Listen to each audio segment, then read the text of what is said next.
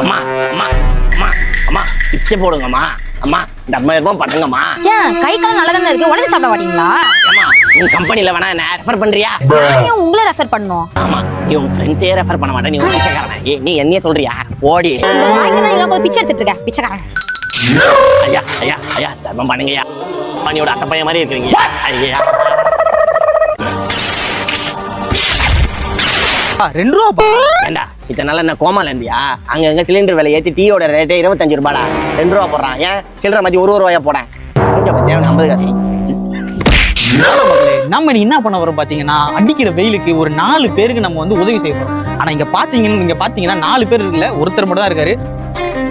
அவருக்கு தான் நம்ம ஹெல்ப் பண்ண போறோம். ஐயோ அவரை பாத்தீங்கன்னா வெயில் தாங்க முடியாம மரவட்ட சுருண்டு விழுந்து கிடக்குறாரு. வாங்க நம்ம ஹெல்ப் பண்ணுவோம். ஐயோ ஐயா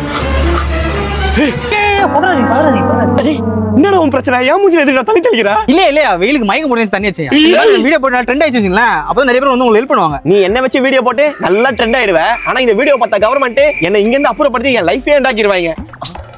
இவ்வளோ சொல்லியோ நீ மறைச்சி வச்சு வீடியோ தின்னுகிற. நான் என்ன பெருசது போதும்.